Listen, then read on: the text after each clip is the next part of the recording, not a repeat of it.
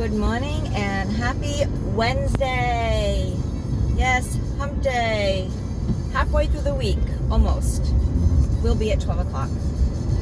It's a easy day for me today because we have a lunch-in retreat from 12 to 4, so the second half of my day. We're going to be talking about bringing the clients onto the campus. So we've been doing things virtually right now for a while, and I tell you, when I first started this job, I thought it was going to be cool doing it virtually. I had gotten used to, doing Zoom meetings and whatnot. Previously, I was working at an inpatient facility, so we were actually live groups, even though the groups were small, for social distancing purposes. But so I started this new job end of February. It's outpatient, and so like I said, we've been doing it virtually, and I don't like it.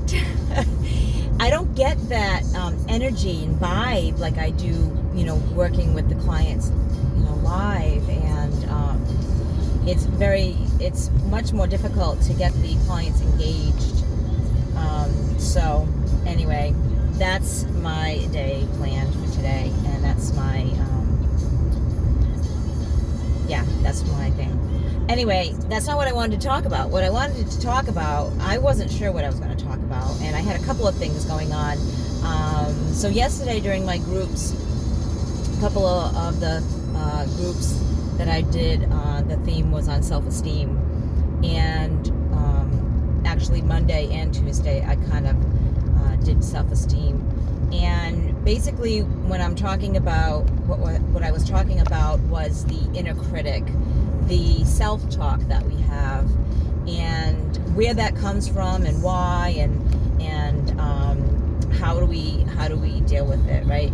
So a lot of our beliefs growing up, for whatever reason, has instilled in us that we're supposed to look a certain way or sound a certain way, or you're not supposed to show your feelings. For a lot of men, that crying is a weakness, and even for women, we have to hold it together and not be so emotional, because then we're looked at as being unstable. So a lot of the beliefs that we have growing up can play voices, determine what those voices sound like. If we were motivated or encouraged to try new things, or if we were, told, go play it safe, whatnot. Another thing that causes that inner critic is we compare. So a lot of times we compare ourselves to other people, particularly with social media. This has been a huge thing. So, and I always say, we compare our insides to other people's outsides. And what I mean by that is, so let's say we're feeling anxious or depressed, or we're feeling like we're not where we want to be, or where we think we should be at this age, and then we see a posting of our friends, and they're on a vacation, or they're with their family, or they're they made a sale, or they're celebrating something, and we see that and we go, oh man, they have it good, I should be doing that, I should be there in my life, and why aren't I? And two things are going on. First of all, most people only post positive stuff, right? They post their achievements, they post their vacations and celebrations. They don't really post them first thing getting up in the morning, or and when I say they, I include myself, because I don't. A lot of times they don't post when they're struggling or their failures, right? So we don't see that bigger picture. And the other thing is that picture that we're seeing, or that post that we're reading, is a moment in time. It's not all encompassing of their whole life, right? And if we looked at we have moments in our lives that we have accomplished things, or achieved things, or celebrated things, or had, and but we're not comparing that. We're comparing that one time frame that they're posting to our whole life, or our overwhelming feeling at the moment, you know. And it's two things. It's not true, it's unrealistic, it's inaccurate. I think that's three things, but I think they all mean the same thing. So basically, we're comparing unrealistically how we're feeling or how we're thinking we are in our life. We're averaging or summing our life and comparing it to that one moment that's posted on Facebook. Or if, you know, not necessarily on Facebook, we can, or social media, we can be comparing ourselves to someone we see, right? We see someone get out of a brand new Bentley, and they are all dressed, you know, to the T, and they look like they got this stuff together, and you're saying, oh my God, you know what I mean? And they're younger than you, like, what did I do wrong? And again, we don't know the whole story. For all we know, their company could be in bankruptcy and they're going to be repossessing that car. They could be successful, but their child's in the hospital dying. I mean, we don't know their whole story. So, you know, if we did, would we want to switch places at that time? Maybe, maybe not. But the comparison, the voices in our head that are telling us that we're not okay because we're not measuring up to our peers, it's inaccurate. It's not true, not fully true, right? The other comparison that we do a lot of times is we compare ourselves to our past selves.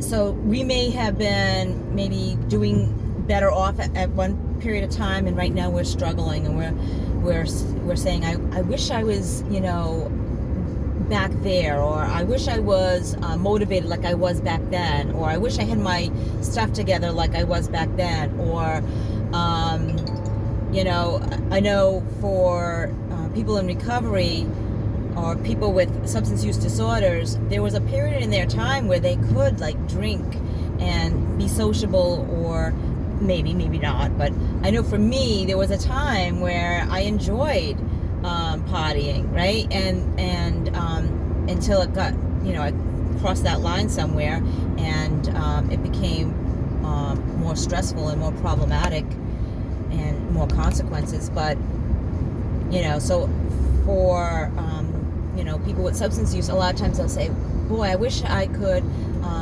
you know, drink like that again, or have a good time, have a couple of cocktails, and not have the consequences that I do, you know, if I was to drink today. And again, so we're comparing ourselves. It's inaccurate, right? So life goes through so many different changes, and I do believe that we are where we're supposed to be, and I do believe there's a reason for it.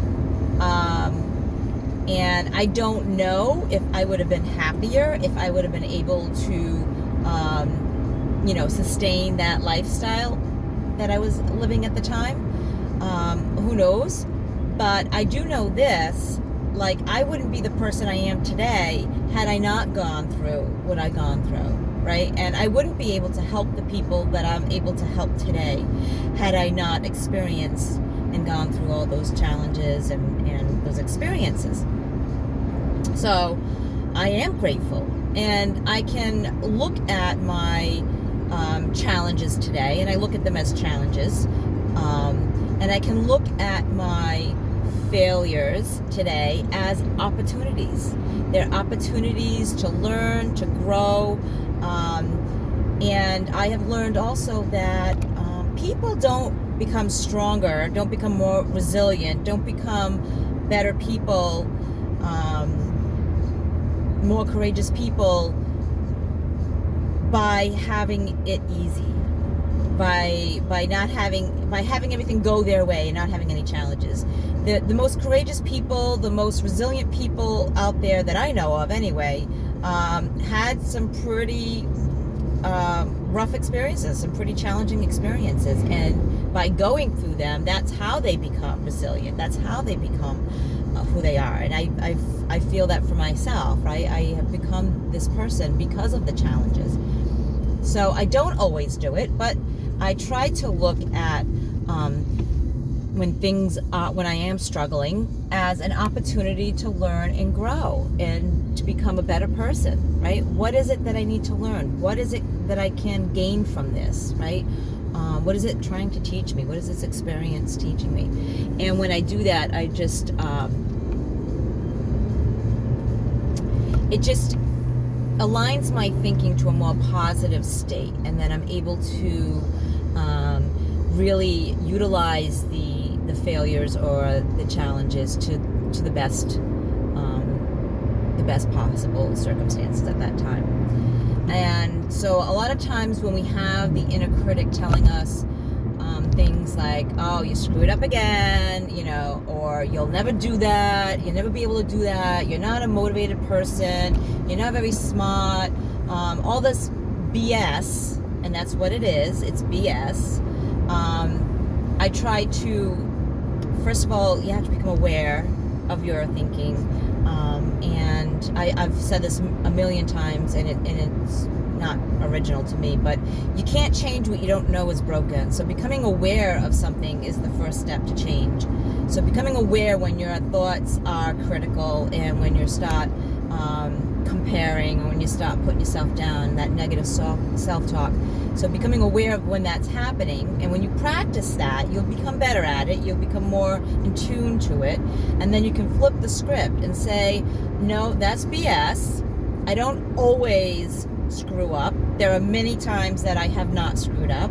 And the other thing is that everyone makes mistakes, and I'm going to look at it as an opportunity to learn and grow, and not just beat myself up like I'm stupid, because no, I'm human, right? Make mistakes, and I got to learn and grow from them. So for me, self-esteem, and particular when we're talking about that inner critic, that self-doubter, that negative self-talk, it's becoming aware, it's flipping the script, it's calling myself out on BS when it's BS, and looking for, where can I learn, where can I grow from this, right? And what's the positive side to this, right? And I've said this a million times too, it takes practice. Everything takes practice. We don't become experts the first time we attempt to do something. And when we're changing something, we're changing a behavior, that's also really challenging. I mean, if you think about it, if you've been behaving this way for 30, 40, 50, 60 years, it's not going to happen overnight, and it's going to take practice. So don't get down on yourself if you're not calling yourself out every time you're speaking negatively to yourself. And I don't think the goal should be to never speak negative to yourself, or never have those negative thoughts, because I think that's unrealistic. I think we all have them. I think they're natural as human beings. I think the goal is to be aware of it sooner, and being able to flip the script more quickly and more easily. So the goal is to progress that way, to progress as far as the ability to become aware when you're talking to yourself that way. And oops, my camera just went down. And being able to flip the script more easily. I don't know. English was never my forte. Anyway, so I hope this has helped you. I hope you have a wonderful day. It is still raining here in southeast of Massachusetts, but that's okay, because right, nothing grows without water. So we gotta water those beautiful flowers that are sprouting all over the place. And remember to let the people that you love know that you love them. Send that text, give them a call, give them a hug, whatever it is. You know, life's too short, and you never know when it's going to be your last day or their last day here on the earth. I know that sounds kind of cynical, but it's true. It's life, right? So you want to take the opportunity to let them know that you love them, and also live your life enthusiastically, right? So try to look for those opportunities to be joyous and happy and grateful. Live your life blessed, because it is. We are blessed. If you're watching this video, you're definitely blessed. That means that you're on this side of the green grass. If you like my videos, hit the subscribe button. Follow me on Facebook and Instagram. I'm under Recovery Enthusiast, but I'm also under Doreen Cunha. And follow me on YouTube. I got some great videos on there too. Anyway, have a blessed day, guys. Until next time, peace.